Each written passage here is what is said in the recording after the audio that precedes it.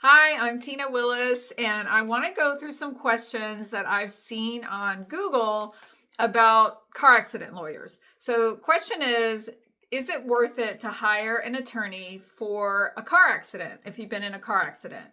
I saw a bunch of people advising, these were non-lawyers clearly, advising people who had been in accidents that they really didn't need a lawyer unless they had like really serious or like catastrophic injuries, and otherwise they should go to the insurance company directly because, the lawyer will take this big percentage of your case and all of that. And it is true that we get paid a percentage. We charge by, a contingent fee. And that's true. That, to me, that's a benefit, by the way, to you, because in my days working on the defense side, we collected a retainer before we were able to work with people. And growing up poor myself, I know that, that means a lot of people can just not get a lawyer if they need one for some other area of their life. We get paid. But I wanted to talk on the point of whether it's worth it to hire a lawyer regardless of your injuries. Now, I hope everyone understands that if you have serious injuries, you absolutely need a lawyer. And I've seen people, I remember one guy in particular, oh my gosh, he had $1 million case, but he was squandering it away. And I don't think he ever got that amount of money because he was a he was a current adjuster for an insurance company, but he did property, like property value claims, not even related to car accidents. And he really believed he could do it himself. He had a bunch of herniated discs in his back, and there was $1 million policy. Yeah, the insurance company had been stringing him along for a couple years, and critical evidence that he would need to prove his case had long ago really slipped away. By the time we came into the picture for a consultation, we actually didn't want the case because he had let so much go. But anyway, evidence collection opportunities were gone. So anyway, if you have a catastrophic case or serious even, that's clear it's serious, then you for sure definitely need a lawyer.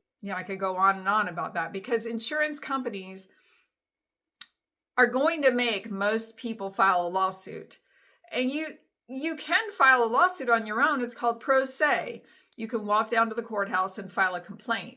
But you're going to have a lawyer on the other side who, it isn't just a judge, listening to you and making a decision. We present all kinds of evidence. And there are procedures involved. There are, court reporters with depositions, questions under oath. There are objections for evidence. There are motions that are filed to exclude evidence and for procedural reasons and to change venue and for problems with the jurors and all sorts of stuff. There are motions for summary judgment, for motions to dismiss, motions for all kinds of issues. And you will just be spun around into a million circles, and then by then you're going to want a lawyer, and you're not going to be able to get one because the lawyer is not going to want to get involved when all sorts of mistakes have already been made. So sorry to just go on. It's one of my great frustrations in life that it's impossible for me to help people understand how complicated the law is. And I don't know, but I have a sense that now with ChatGPT and all of that some of the things I've see occasionally online, and actually from talking to our own clients, that people kind of have maybe looked some stuff up or a lot of stuff up. And I'll tell you right now, a couple of times I've tried using AI for some legal research. It was actually in areas that I don't normally practice in. So I thought, give it a roll. And I was trying to help some family out on something unrelated. And I typed in a search, and I actually asked it to write a brief or something like that on this topic. And oh my gosh, it'll cite its sources. And as lawyers, we are trained to go look at the citations. We do that in the actual law, like we call them primary sources, cases, statutes, stuff like that. And so I went and looked at the citations to verify whatever it was saying. And it was just completely wrong on like almost every point. And I'm a big AI user in the rest of my life, but it just really was not there. It just was like, this is crazy town. It helped with a couple of like the way to word it, but I had to go verify the accuracy of the law.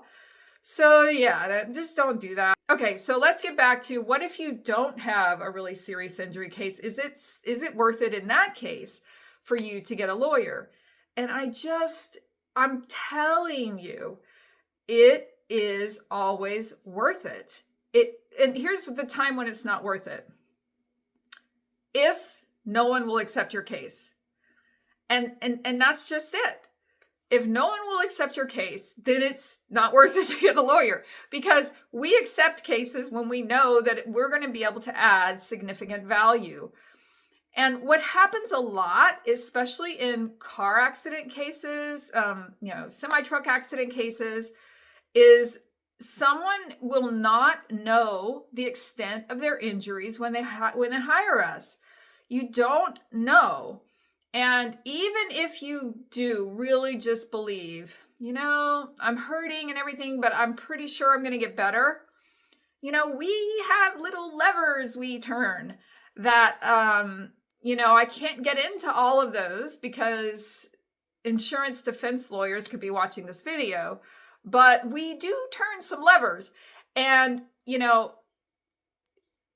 that doesn't mean you do really have to be injured, but the real problem is people do not know the extent of their injuries when they first hire us. And if it ends up that it's not as bad, we still making sure you have the right medical records through making sure we presented your case as far as the limitations in your life, photos, maybe talking to witnesses, or whatever it is we're going to need, some stuff from the accident scene, to present to the insurance company a compelling story that makes sure you get enough money. Now, I think you're crazy if you don't call us. I really, really do. I work with a couple of lawyers who are exceptional, and we each bring very unique traits, I believe, and backgrounds and experiences to our practice. In my personal case, it's more heavy academic success. And then that led to huge firm opportunities, working as a law professor for a period of time. And remember all those complicated things I told you can happen in court? Well, I'm very able to do those things successfully. And I don't know a lot of injury lawyers who have a similar background to me as far as the academic stuff, as far as the big firm stuff. I mean, my prior background was working on multi-million-dollar cases on the defense side. I actually had to learn when I got into injury how to kind of like deal with lesser type cases. And I did that by partnering with other lawyers who I know to be exceptional. And I go on about this. I'm actually planning on, I'm wanting to do more of a series on why you should not hire a high volume law firm. Even if you do not hire us, you need to stay away from a high volume law firm. And there's proof. And the reason, I talk about that, I'm trying to talk about that more. I have a long discussion on the homepage of my website. You need to go read that. Regardless of what you do, you need to read that. I personally wrote sections. Actually, I wrote most of the homepage. I was very careful about it. And I then link not too far down. Well, no, we moved it down. Further down the page, you can go and you can see like a blue box that's got, a call out to another box about hiring high volume law firms. That links to another page where I summarize a study from Stanford University. And the Stanford University study was 60 pages long. I really want to do a series on YouTube where I break down, 10 pages at a time or something like that, because the devil's in the dang details, isn't it? It's the devil is in the details. You need to understand. If you see billboards all over town and you see television ads all over. Guess what those equal? They equal millions of dollars in ad spend every month. These are highly skilled lawyers at marketing, but they also just, it's not the same. It's not even similar to what I consider and I call now like the old-fashioned practice of law. It's not the practice of law. And I actually was shocked when I read this study. It was years ago, but she really lays out, this is a Stanford University professor named Laura Ingram. She did a study with all kinds of evidence. She reviewed extensive evidence, and you can read it's a law journal article. You can read her sources, which were things like bar disciplinary proceedings, interviews with prior lawyers from those firms. I forget what else, but it was good evidence. And she looked at 8 of the largest law firms in the country at the time, but she really spelled out how in order to pay those ad bills, they have got to turn cases around, thousands and thousands of them very quickly. And you don't do that by practicing law the old-fashioned way. You can't do it. It's not possible. If you file a lawsuit in the Orange County Courthouse in Orlando, on Orange Avenue, right near my office, if you do that, right across the street from my office is the Orange County Courthouse on Orange Avenue. If you walk in there, that's the only way to file a complaint if you're in the city of Orlando, or other courthouse. There are other courthouses around the state, same thing. It's all the same rules. You walk in with a complaint. It's a document that has to be drafted. Someone has to think about it, write things down and file it, which is no big deal, but that's the beginning of a lawsuit. I mean, it's no big deal. It's a very simple part of a lawsuit, but that is the beginning of a lawsuit. Once that happens, I mean, I could just talk for like 8,000 years. You would be so bored. And that's why it's one of my great frustrations. Maybe I need to get out and like show you some of the documents, some of the motions and stuff, and like hold them up and show you the research and things like that. That can be involved. Anyway, once a lawsuit is filed, that triggers all sorts of things that start happening. There are exchange of documents. There's a long procedure called discovery, where each side is allowed to get to, there are all kinds of rules governing it. I mean, thousands of pages of rules. We can do requests for admissions. We can do requests for documents. There's a deposition. Depositions, there are expert witnesses who have to be, both sides will examine in depositions and things like that. And again, like I mentioned, there can be, once you get all of that, the discovery might be a year long. A year long. You're not going to turn it around in 6 months, because as soon as you file, the judge gives you a scheduling order. Scheduling order. There's a conference. There's a scheduling order. He fills in the blanks for different phases of the case. These are not optional. He sets them based on the court schedule, right? So, oh my gosh, discovery will last a certain period of time. The date to file various motions will cut off. Ultimately it will end in a trial date, which is usually 18 months out. That date can be extended if there are issues in the case. Some cases that are more contentious can go on for a couple of years. And you want your lawyer to be willing to keep going. I'll give you an example right now that we're dealing with. Now, this is a catastrophic injury case, but it's someone who was almost completely paralyzed in a semi-truck accident. God knows what reason, there was only, and I say only because of his injuries, $1 million policy. That $1 million policy has been sitting on the table for several years. We could have told our client, this is the best we can do. At the point it was even on the table, all of his medical expenses would have almost completely eaten up the entire, value. And we do have to repay medical because his injuries were so serious, because of the extensive treatment involved in, for someone who's got a serious spinal cord injury. Just the medical bills was going to eat up, a substantial portion, almost all of his recovery. So there are definitely firms, I'm telling you, there are firms that would take that money, give the client, $20,000 out of $1 million, and say, that's the best we can do because all your medical bills ate up all of that. But that is not what we did. We continued fighting and have continued fight searching for money. Now, that doesn't mean that we'll be successful. We are doing a number of things. There's also, the one way that like an insurance policy is a hard cap on the top of the value of the case. But there's one way through that hard crack. And that one way is called bad faith. If we can prove the insurance company was acting in bad faith, then the sky's the limit. We can seek all of the damages. Now, Florida changed bad faith law a few years ago. Back in 2023, it was a devastating change there were a lot of changes to accident law. It still exists. It's just that it's a little bit trickier.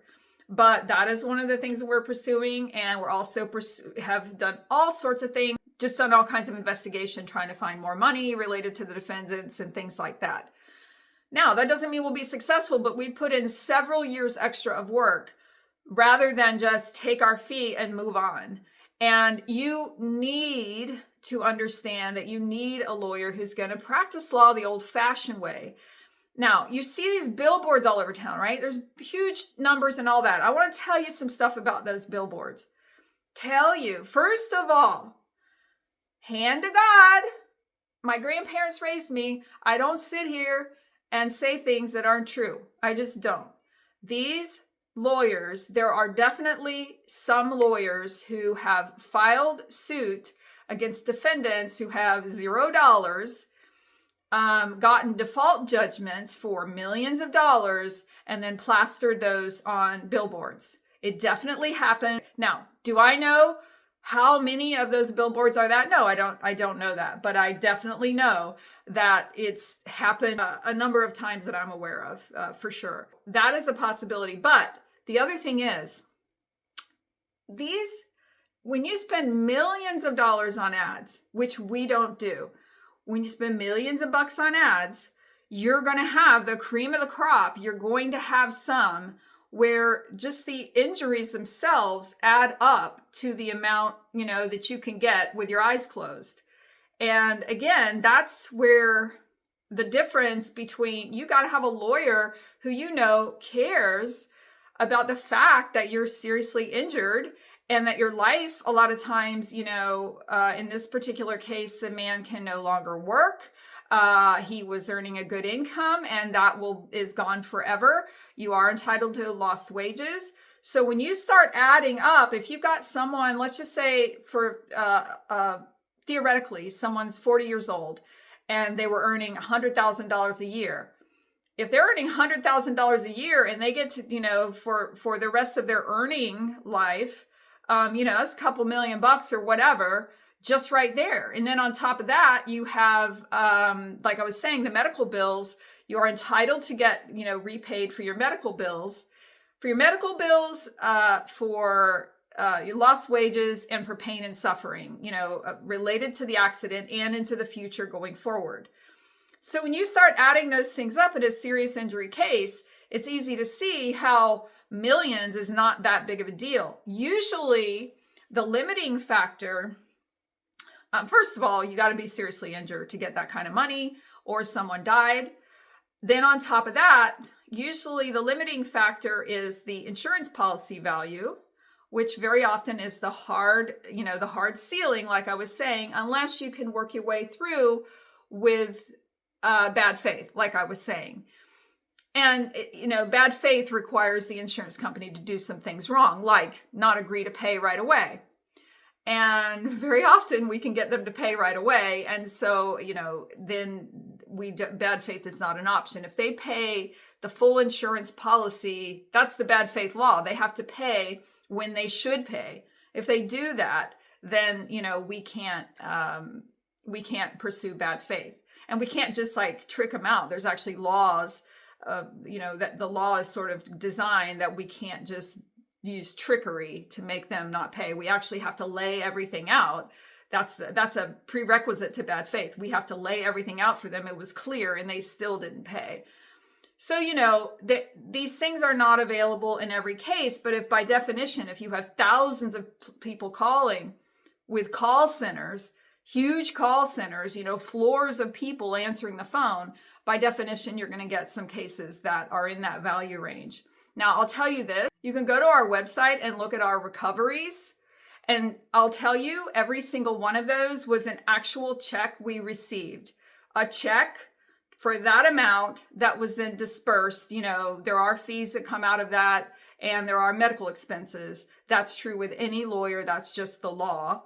But these are not like pretend numbers. These are, and a lot of times if it says $1 million, that was the policy max. I mean, probably every case. I'd have to look at them all, but I can't think of a case. It was the policy limit. That's the most we could get, which I don't really care. Like, you don't know if a person puts a billboard up that says, I got $2 million, you don't know whether that could have been a $6 million case. You don't know if more work would have made it a bigger case. If there's a $400,000 recovery, you don't know if it could have been $1 million. I mean, there's no way to know that because there's not like some formula or spreadsheet. We get all of the evidence and then, we present that and, there's no way for anyone to know that. But it really doesn't, the numbers don't matter to me. There's all sorts of marketing stuff that goes on, but you really just have to, what I think you should do, whether you hire us or you don't, you should call us. We talk to people. We get on the phone and talk to people. If they have a real case, which we do have a little bit of screening, but once we know someone has a real case, we will get on the phone and talk to you and say, here's what we would do. Here's what we think there's a problems in your case. Here's the stuff we got to do right now. Oh my God, it's urgent. We got to get your car. We got to get experts down to look at the truck. We got to do this or that. We need to get you in to this doctor. It's urgent because you need to see a specialist in most cases, and you need to do that pretty quickly after you've been to the ER. And if you haven't been to the ER or at least some sort of walk-in clinic right away, that's like triple urgent, triple urgent. But once you've done that, I mean, you need to go see the right specialist, and not just by designation, like their practice area. You need to go to the right doctor who's going to make sure they have the medical records in order and who can testify if they need to, and who will do that effectively. And of course, we will help you connect to those people. So I don't know. I'm kind of all over the place. There's just so much to know. But, I know what I was going to say. What I think you should do is talk to the person, and we'll talk to you. You're not going to get a lot of, run around or pressure or anything like that. It's just a conversation. What happened? Let's look at the police report. Tell us what happened. Tell us what your injuries are. How are you feeling? Very, very often we have people who get head strikes, and we need to know what the insurance policy value is. But, very often we'll find traumatic brain injuries that we're going to be left on the table from a lot of lawyers. And I could go on and on about traumatic brain injury. There really are very specific things you need to do. And, it's too much for this video, but we will just get into it, like, here's what we think. Here's what we think you need to do. And even if you, decide, hey, I don't really like you, which hopefully you won't. But if you're like, you know what, I'm not feeling it, then you should move on. But you will have gained valuable information just hearing, our thoughts on what you should do. But we do genuinely just try to help when we, here's what we think you should do. Occasionally there's someone we think, you really shouldn't need a lawyer. Just call us if they don't pay the policy because they have catastrophic type injuries and a low policy amount. That's really the only time. If you got like a $10,000 policy and you got all sorts of injuries, they should pay that right away. The sad thing is, if that's the case, you're probably not going to get any money because you will have had exceeded $10,000 in medical bills, long ago. So there really isn't any case. I mean, even in that kind of case, your only hope is going to be some sort of bad faith. And, we can do our best to try to, either get the check or, which again isn't really going to do any good, or if they hopefully, for some reason, were stupid enough not to pay it right away, then, that opens the door to bad faith, which you'll never, ever prove on your own. So I don't know. There's just so many things that, getting back to the initial question, is it worth hiring an accident lawyer? I mean, it absolutely is worth it. There have insurance company studies, which I think I have on the homepage of my website, or for sure in various blogs, that show that people, I think that the number they came up with was 3.5 times more you get with a lawyer. But I was thinking about that, and it's like, I've seen 300x, way, way, way more. And it comes from things, I mean, I'm thinking of a case right now, and I feel like this video is running on too long. But a case we just recently settled, I think many lawyers would have seen as an $11,000 case. That is also something I discuss on my website, because I just recently updated my website. And so this story was at the top of my mind. $1 million, and that was the policy limit. That was the reason it was $1 million, because we found a brain injury through extensive, recommendations to go to the right neurologist and the right neuroradiologist and the right neurosurgeon. And we didn't just trick that out. There are scans proving it. I mean, it's not like we're faking it, but it looked like just a facial scar case, and it ended up being a brain injury. So anyway, I think you need a lawyer. Let me finish real quick. Talk to them. They should be able to tell you, here's what we plan to do. Here's the game plan. And it needs to make sense to you and sound good and sound like someone's going to be practicing law on my behalf. And, after that, you just have to know, you have to feel in your soul, this is a person who's going to do the work and who's going to tell my story and who's going to fight to get me the most money. And that's it. At some point, you got to go with your gut. So I hope that helped. I'm going to take off and talk to you later.